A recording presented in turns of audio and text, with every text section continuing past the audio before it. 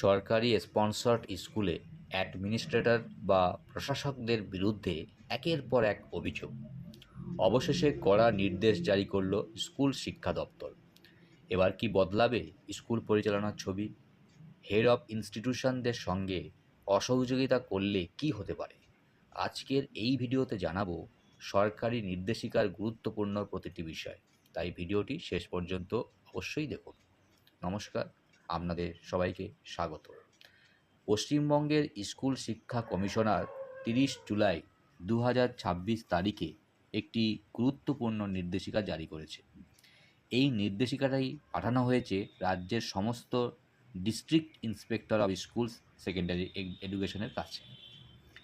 এই নির্দেশিকায় বলা হয়েছে সরকারি স্পন্সর্ড স্কুলগুলির স্বাভাবিক ও সুষ্ঠু পরিচালনার জন্য অ্যাডমিনিস্ট্রেটর নিয়োগ করা হয়েছে, কিন্তু সম্প্রতি অ্যাডমিনিস্ট্রেটরের বিরুদ্ধে অভিযোগ এসেছে যে তারা স্কুলের হেড অফ ইনস্টিটিউশনের সঙ্গে অপ্রয়োজনীয় হয়রানি করছেন এবং দৈনন্দিন প্রশাসনিক কাজে যথাযথ সহযোগিতা করছেন না।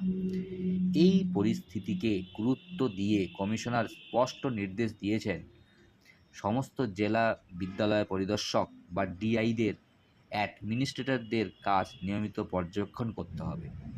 অ্যাডমিনিস্ট্রেটরদের সরকারি আইন, বিধি এবং শিক্ষা দপ্তরের নির্দেশিকা মেনে কাজ করতে হবে। সবচেয়ে গুরুত্বপূর্ণ বিষয় হলো স্কুলের হেড অফ ইনস্টিটিউশন এবং অন্যান্য কর্তৃপক্ষের সঙ্গে সমন্বয় রেখে কাজ করতে হবে, যাতে বিদ্যালয়ে দৈনন্দিন কার্যক্রম ব্যাহত না হয় এবং শিক্ষার্থীদের স্বার্থ সর্বোচ্চ গুরুত্ব পায়। অর্থাৎ এই নির্দেশিকার মূল উদ্দেশ্য হলো কোনো ধরনের অপ্রয়োজনীয় দ্বন্দ্ব নয়, বরং সহযোগিতা ও সমন্বয়ের মাধ্যমে বিদ্যালয় পরিচালনা নিশ্চিত করা।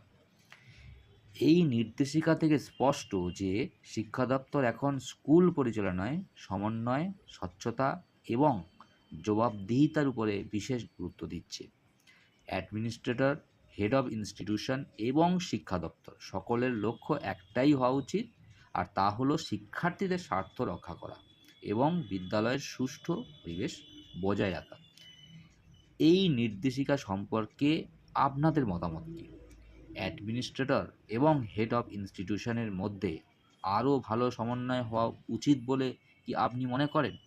আপনার মূল্যবান মতামত অবশ্যই কমেন্টে জানান এবং ভিডিওটি যদি তথ্যবহুল মনে হয় একটি লাইক করুন এবং সহকর্মীদের সঙ্গে শেয়ার করুন।